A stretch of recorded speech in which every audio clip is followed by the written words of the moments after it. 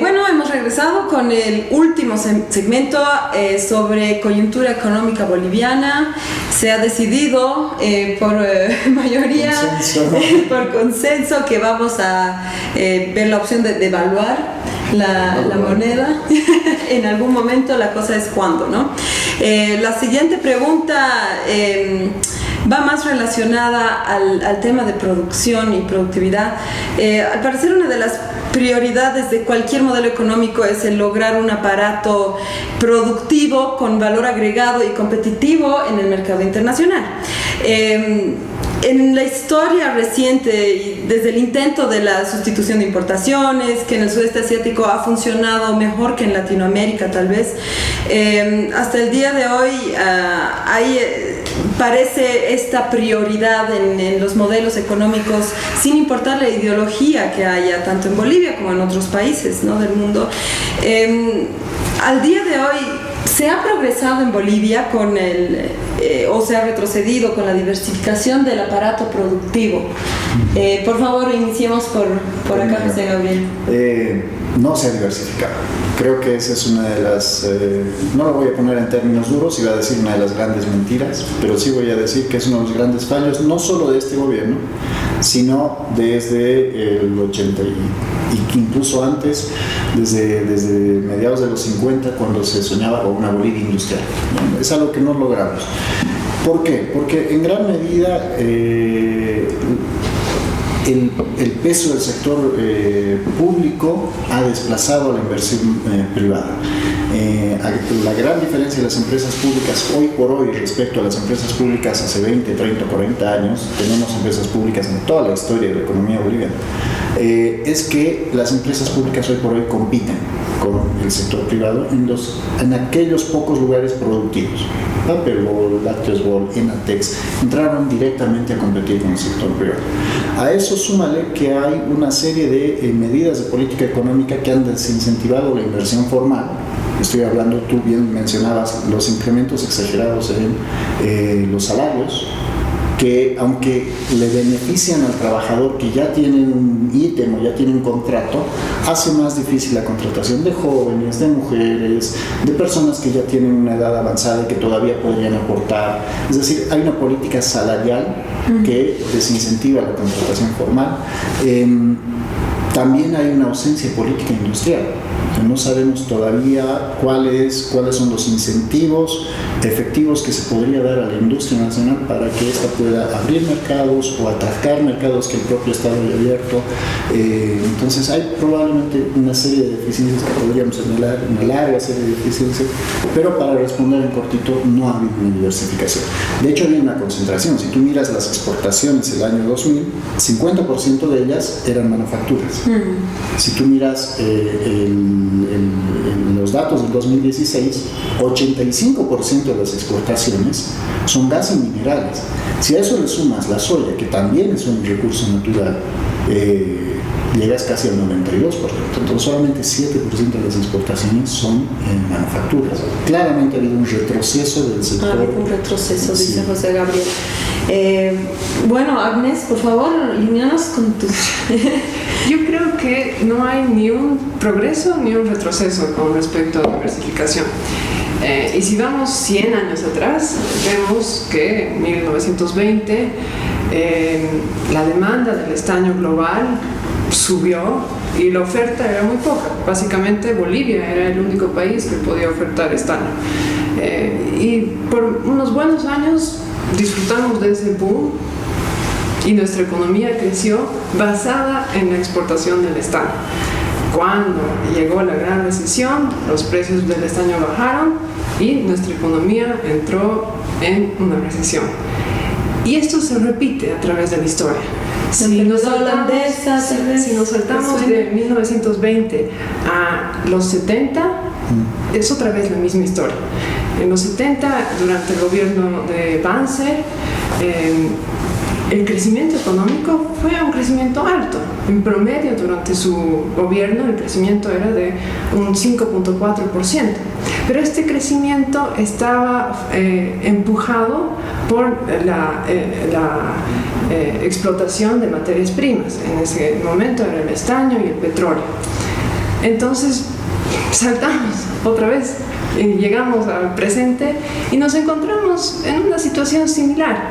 La economía boliviana, como Gabriel lo ha expuesto, sigue dependiendo fuertemente de las materias primas, de la explotación de las materias primas. Entonces, es algo frustrante, no es que hemos ido ni adelante ni atrás, y yo creo que es un gran desafío para las nuevas generaciones, porque no es algo de este gobierno, es algo tal vez muy boliviano, va a ser un gran desafío, pero la diferencia es que ahora estamos conscientes de estos errores que hemos cometido.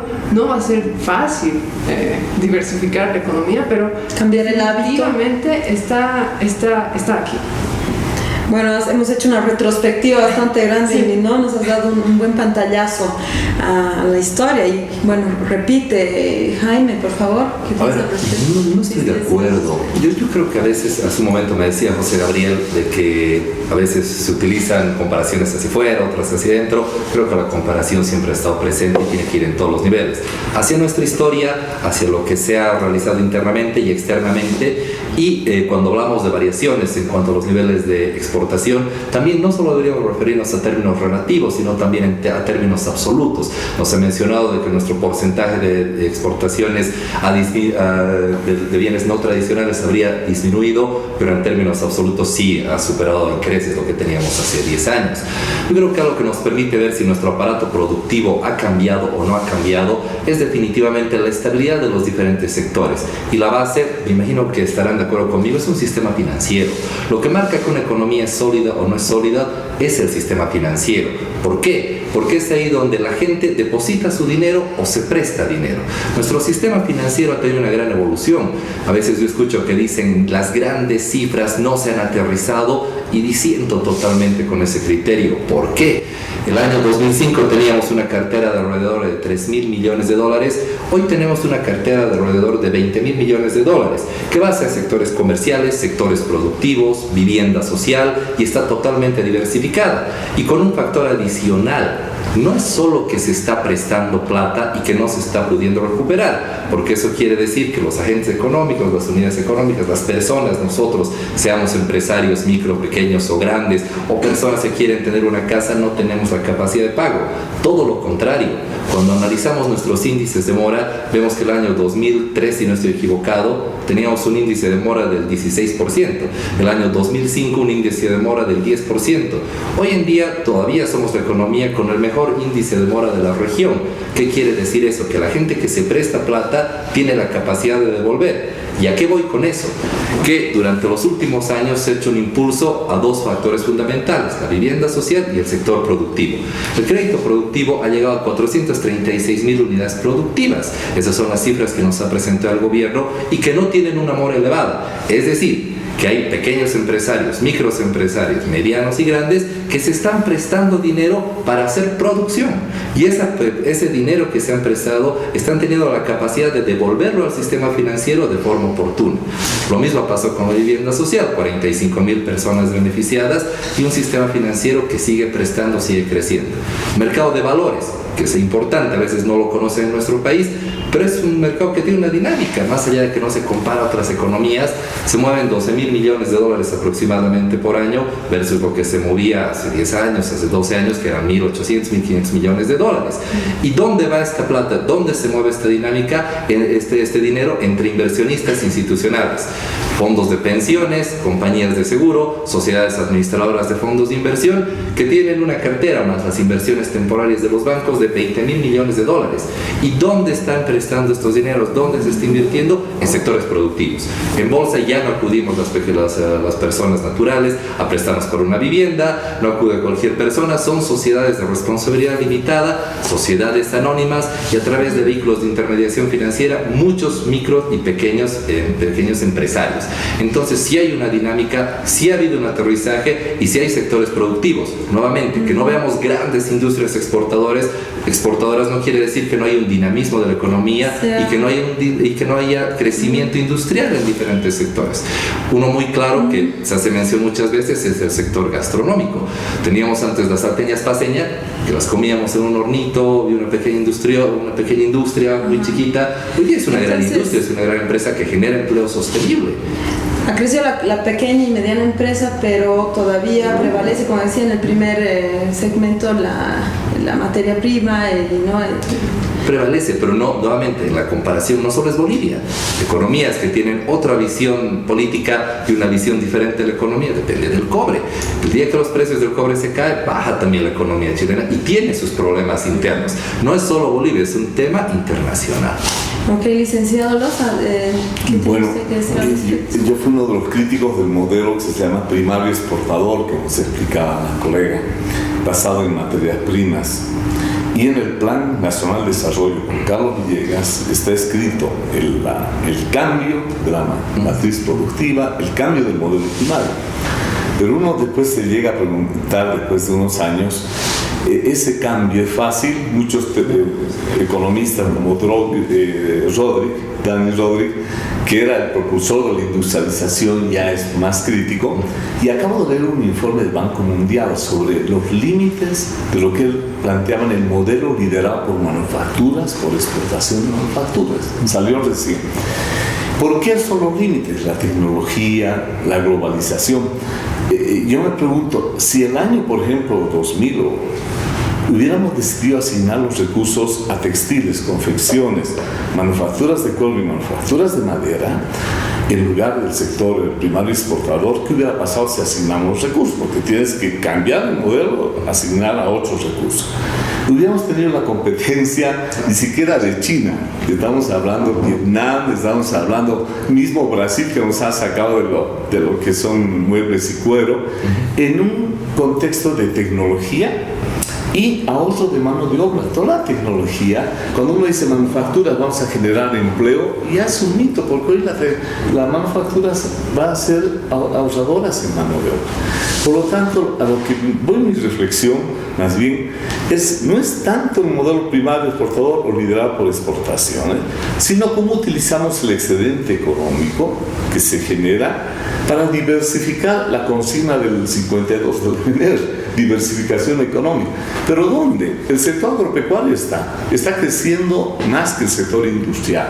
El sector de alimentos, Bolivia tiene ventajas competitivas.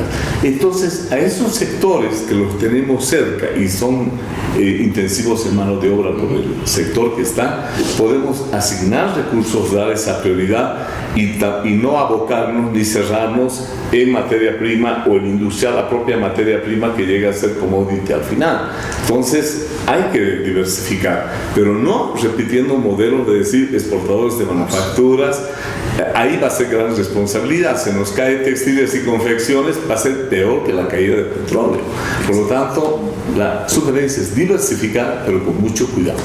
Y si me permiten, solo brevemente lo que hablábamos en el primer segmento, ¿sí? Buscar factores de diferenciación, no de liderazgo en costos. Yo creo que esa es una deuda que tienen los empresarios, los diferentes empresarios, buscar esas características que coadyuven desde el sector privado, sector estatal o una mezcla de ambos, que la Confederación ahora se ha juntado más con el gobierno para buscar nuevos mercados, nuevos escenarios. Creo que eso puede ser clave para el desarrollo futuro. Creo que aquí queríamos hacer algunos comentarios más. Vamos a ir con Agnes y después con José Gabriel. Bueno, estoy de acuerdo, no se trata de ir de un modelo de materias primas a uno de manufactura. Y yo creo que aquí es importante poner mucho énfasis en la educación. Definitivamente la educación es lo que va a marcar la diferencia entre llegar a una diversificación que sea competitiva. Y también estamos dentro de otro contexto, ¿no? Hay nuevas tecnologías, hay tecnologías que realmente no están llegando todavía a Bolivia, como blockchain. Blockchain tiene Ethereum tiene mucha capacidad, potencial para nuestra diversificación, pero definitivamente es algo que a veces nos olvidamos. La educación va a jugar un rol muy importante. Sí. Bien, la pregunta era si Bolivia se había diversificado o no, y sigo sosteniendo que no. Independientemente de que estos sectores productivos se estén endeudando más y estén invirtiendo, algunos sí, otros no, otros simplemente se endeudan, hay una diferencia entre endeudamiento e inversión. Son los mismos sectores de siempre. Mis amigos textileros, yo tengo una discusión larga con ellos, ellos insisten en que se tiene que potenciar el sector. Creo yo que Bolivia, como bien decía Gabriel, ha demostrado que competitiva en esos sectores no es, tú mismo lo mencionabas. Ahora, ¿cuál es el punto? Y aquí voy con lo que dice Agnes.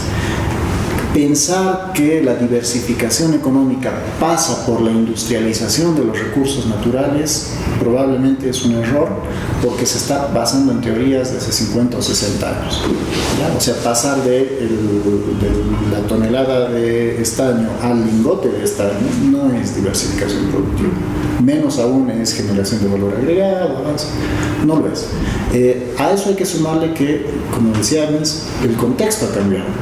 Hoy en día las nuevas tecnologías te permiten pensar en una economía pequeña como la boliviana que pueda competir en determinados sectores como la provisión de servicios profesionales, por ejemplo, como si fuera una empresa, una economía grande. ¿Y por qué ha habido ese rechazo en el servicio para ir terminando ya? Lo que pasa, hay dos cosas. Uno, cuando yo hablo de manufacturas es porque las estadísticas a mí no me dejan hablar, por ejemplo, de exportaciones de software. En las estadísticas que hoy en día se manejan, no te permite controlar, no te permite verlas, visibilizarlas claramente dónde están. ¿Ya? Esta blockchain. Exactamente. No, o sea, probablemente son exportaciones de servicios. De servicios, está sí. En servicios, o sea, no está en bienes. Exacto. Pero sí tienen que diferenciarlas. Claro. Pero no puedes lograr, incluso en la medición del PIB, no está este sector por separado. Entonces, claramente ahí hay, por ejemplo, una señal de cómo esta nueva forma de aprovechar o de diversificar, que no necesita mucho capital, que sí es intensiva en valor agregado, que sí es intensiva en educación y demás, no está todavía visibilizada por los hacedores de política pública. De hecho, en el mismo sistema financiero, si yo tengo una gran idea y una computadora, probablemente no sea sujeto de crédito. Y ahí también entra mucho, como la educación, la investigación, ¿no? O sea, aquí está faltando un montón de incentivo para la investigación. Y también instituciones fuertes. Instituciones fuertes. Bueno, vamos a hacer móvil. Es que eso es cierto. Si no podemos defender la propiedad de un terreno, que es algo físico, es mucho más difícil defender la propiedad de una idea innovadora. Entonces, sí, estamos un poco retrasados, se podría decir, en todo lo que es la infraestructura, y entiéndase como institucionalidad, para dar ese salto hacia la diversificación del siglo XXI, ¿no? Que no solamente es la fábrica donde entraban los obreros a las 8 de la mañana y salían a las 4 después de martillar todo el día, no, es otro tipo de diversificación. Exactamente, pero ahí coincidimos, o sea, son factores de diferenciación los que tenemos que buscar nuevamente, y esa es una duda no solo del Estado, las instituciones están, los mecanismos están, hay que ver cómo llegar a los mecanismos. Antes, por ningún motivo, una pequeña empresa, una microempresa llegaba a la bolsa. Hoy hay más de 500, no sé cuántas empresas hay que están en la bolsa, con ideas nuevas, muchas de ellas. Y los mecanismos, desde mi punto de vista, están. ¿Cuál es la deuda? No solo del sector estatal, sino del sector privado también. Nuestro sector privado se acostumbró mucho a recibir beneficios y no dar contribuciones en cuanto a estas características que pueden mejorar la industria boliviana y el sector formal de empleo. Es lo que les decía hace un momento, creo que en la primera parte de la intervención, nuestros empresarios en general, no todos es cierto, pero se han abocado mucho a la mano de obra barata, a ir por el lado que no es formal, ver el lado de la informalidad y pedir exenciones tributarias, que bajen acá, que suban acá. Pero estas ideas que son buenas, esas son las que debería aplicar nuestro sector privado. Nosotros deberíamos buscar factores que nos diferencien realmente nuestra competencia, no solo a nivel local, sino a nivel internacional. El sector manufacturas probablemente tuvo un boom por la logística, eran muy flexibles en cuanto a entregas, la empresa Aventex, pero no se supo administrar adecuadamente. Entonces, ahí es donde tenemos problemas. Cuando nuestros empresarios van a temas de costos en lugar a procesos de diferenciación. Pero la institucionalidad está, el sistema financiero está y se ha abierto muchísimo. Hace 10 años, 12 años, había gente que ni siquiera se acercaba a los bancos grandes para pedir un crédito. Hoy en día están las carteras de crédito productivo abiertas para todos. Muchas gracias. Efectivamente hay cambios, la historia es impermanente en todo lado, pero también concluimos en que se necesita hacer más esfuerzos para llegar a metas impuestas, ¿no? por por las ambiciones que tiene cada país de mejorar para su pueblo, para un bienestar. Tengo una última cosa, una última pregunta, y quisiera que me respondan rápidamente con sí, no o con paso. Y esto también es para la audiencia, que lo vaya pensando y respondiéndonos, ¿no?, en nuestra plataforma virtual. La devaluación del boliviano significaría un quiebre de la estructura no solo económica, sino ideológica sobre la cual este gobierno se sostiene, ya que se ha basado prácticamente desde el inicio en este modelo. Sí. No. No. Sí. Muchas gracias, los esperamos en la siguiente edición de 2 Tercios. Soy Lili Peñaranda, hasta la próxima.